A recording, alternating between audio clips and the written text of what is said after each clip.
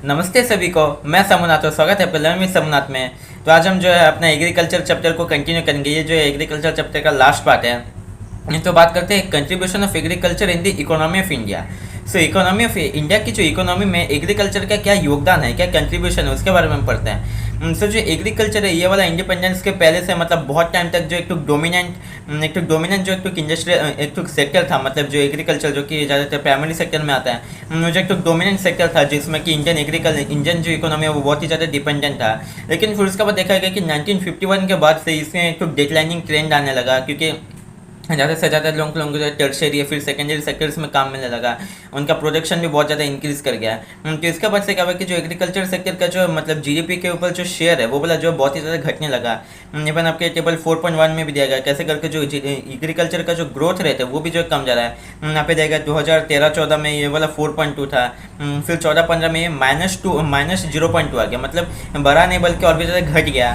फिर उसके बाद 2015-16 में देखे तो ये जो 1.1 है। लेकिन अगर दूसरे सेक्टर में देखें इंडस्ट्री या फिर सर्विसेज में, वहाँ पे जो ये सब बढ़ रहा है। और अगर ओवरऑल देखें तो भी जो है मतलब इंडिया का जो जीडीपी है वो उसका ग्रोथ रेट बहुत ही ज़्यादा बढ़ रहा है, लेकिन एग्रीकल्चर का देखें तो ये जो है बहुत ही ज़्यादा कमने लगा है। फिर उसके बाद जैसे कि हम जानते हैं कि 52% मतलब ये पहले तो 70% ऑफ दी ये जो इंडिया के जो लोग हैं उन लोग डायरेक्टली या इनडायरेक्टली मतलब एग्रीकल्चर के ऊपर डिपेंडेंट है। लेकिन अगर डायरेक्टली देखा जाए तो 52% जो लेबर फोर्स है वो एग्रीकल्चर के ऊपर डिपेंडेंट है।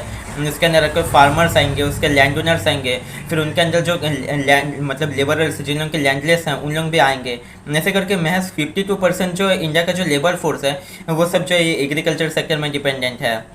तो आप सोच सकते हैं कि अगर एग्रीकल्चर का ये शेयर कम गया, एग्रीकल्चर का जीडीपी में शेयर कम गया या फिर एग्रीकल्चर का ग्रोथ रेट कम गया, तो ये जो सेक्टर्स के मतलब अलग अलग सेक्टर्स में जैसे इंडस्ट्री या फिर टर्शियरी सेक्टर्स या फिर जो पूरे ओवरऑल इंडियन इकोनॉमी में इंडिया के लाइवलीहुड, इंडिया के लोगों का जो मतलब रहना सहना है उसके ऊपर बहुत ही ज़्यादा इफेक्ट डालेगा। इसलिए क्या है कि गवर्नमेंट जो है बहुत ही ज़्यादा मतलब बहुत सारे तरीके के इंस्टीट्यूशंस खोले, जैसे कि आपका इंडियन इंस्टीट्यूट ऑफ आपका जो council and agricultural research, Indian council of agricultural research ICAR खोला गया है। फिर उसके बाद आपका मेटियोरोलॉजी फोरकास्ट, मतलब जो रेडियो में या फिर टीवी में सुना जाता है कि जो अभी बारिश होने वाला है या फिर बहुत ज़्यादा धूप होने वाला है, आप ये फसल लगा सकते हैं, वो फसल लगा सकते हैं। फिर उसके बाद हॉर्टिकल्चर डेवलपमेंट, आपका जो एनिमल ब्रीडिंग सेंटर्स, आपका जो पोल्ट्री फार्मिंग या फिर जो फिश फार्मिंग, ऐसे करके बहुत सारे सब्सिडीज़ दिए जाते हैं। फिर उसके बाद एग्रीकल्चर यूनिवर्सिटीज़ या फिर कॉलेजेस भी खोले गए हैं। ऐसे करके बहुत सारे जो मतलब आपके ये डेवलपमेंट किए गए हैं, जिससे से कि क्या होगा। फिर उसके बाद रूरल इंफ्रास्ट्रक्चर भी एक बहुत ही इंपॉर्टेंट एक पॉइंट है, जिससे कि ज़्यादातर तो एग्रीकल्चर रूरल एरियाज़ में होता है। तो उसका अगर इंफ्रास्ट्रक्चर अच्छा होगा तो उससे से क्या होगा कि जो मतलब एग्रीकल्चरल इकोनॉमी जो ये एग्रीकल्चर जो है ज़्यादातर रूरल एरियाज़ में प्रैक्टिस किया जाता है, तो उसका अगर इंफ्रास्ट्रक्चर डेवलप हुआ, मतलब उसका रोड कनेक्शन या फिर जो आपका पोर्ट्स कनेक्शन, ये सब अगर ज़्यादा इंप्रूव होने लगा, जिससे क्या होगा कि एग्रीकल्चर का भी बहुत ज़्यादा मतलब इंप्रूवमेंट होगा। लेकिन प्रॉब्लम क्या हो रहा है कि ज़्यादातर अभी ना दूसरे चीज़ों में जो बजट होता है उसके ज़्यादातर जो रिसोर्सेज हो रहा है वो दूसरे चीज़ों में डाइवर्ट किया जा रहा है, जैसे आपका डिफेंस हो गया या फिर जो आपका इंडस्ट्रियल सेक्टर, आपका टर्शियरी सेक्टर, ये सब जगह में ज़्यादा से ज़्यादा जो इन्वेस्ट किया जा रहा है। आपका जो एग्रीकल्चर में पहले जो सब्सिडी दिया जाता था वो सब बंद हो गया है। फिर उसके बाद आपका जो मतलब ओवरऑल जो जीडीपी का जो आपका बजट का जो शेयर था एग्रीकल्चर के ऊपर वो भी जो बहुत ही ज़्यादा कमने लगा है। तो इससे क्या हो रहा है कि जो फार्मर्स लोग एग्रीकल्चर में जो इन्वेस्टमेंट किए थे उसे जो मतलब लौटा ले रहे हैं और दूसरे किसी जगह में काम देख रहे हैं, चाहे वो मतलब कूली का भी काम करेंगे लेकिन एग्रीकल्चर को जो छोड़ दे रहे हैं। ऐसे जो सिचुएशन आ गया है। तो अभी हम बात करते हैं impact of globalisation on agriculture. Globalisation जैसे कि हम जानते हैं कि जो मतलब पूरे वर्ल्ड को एक तो विलेज के अंदर जैसे कन्वर्ट किया जाएगा, जहाँ पे कि एक दूसरे के अंदर पूरा फ्री एक तो कनेक्शन होगा, फ्री एक तो ट्रेडिंग होगा, मतलब एक जगह से दूसरे जगह तक आराम से जो है मतलब चीज़ें जा सकते हैं बिना कोई से रिस्ट्रिक्शन से। उसे हम ग्लोबलाइजेशन मतलब इन द ब्रॉड वे उसे हम ग्लोबलाइजेशन कहते हैं। सो ग्लोबलाइजेशन ज़्यादा में मतलब ये नया वाला एक तो फिनोमेना नहीं है, ये जो बहुत ही पहले से हो रहा था। मतलब इंडियन का हिस्ट्री में अगर हम देखा जाए तो इंडिया के ये जो इंडियन ओशन में एक तो वाइब्रेंट ट्रेड होता था। आपका अरबिक ट्रेडर्स इंडिया आते थे, इंडिया के ट्रेडर्स जो अफ्रीका या फिर जो आपके ईस्टर्न साइड्स में जाते थे। ऐसे बहुत सारे तरीके के मतलब ट्रेडिंग एक्टिविटीज़ होते थे। और मॉडर्न वर्ल्ड में ये जो बहुत ही ज़्यादा एक्सपांड हो गया आपका ग्लोबलाइजेशन का प्रोसेस। इससे क्या हो रहा है कि जब का एग्रीकल्चर मतलब जैसे कि आप जानते हैं कि जो कॉलोनाइजर्स लोग थे उन लोग मतलब जिस जगह में उन लोग रिसोर्सेज को देखते थे उस जगह को उन लोग अपना कॉलोनी बना देते हैं। कैसे करके इंडिया को भी उन्होंने देखा, इंडिया में भी देखा उन्होंने रॉ कॉटन प्रोड्यूस हो रहा है, आयरन स्टील, ये सब बहुत सारी चीज़ वहाँ पे मिलते हैं। तो उन्होंने उसे अपना कॉलोनी बना लिया और फिर वहाँ से जो है मतलब आपका कॉटन या फिर जो आपके जो गुजरात महाराष्ट्र बेल्ट थे, जो कॉटन को जो हम लोग लिवरपूल या फिर मैनचेस्टर के फैक्ट्रीज में लेकर जाते थे, वहाँ से प्रोडक्शन करके फिर इंडिया लाते थे।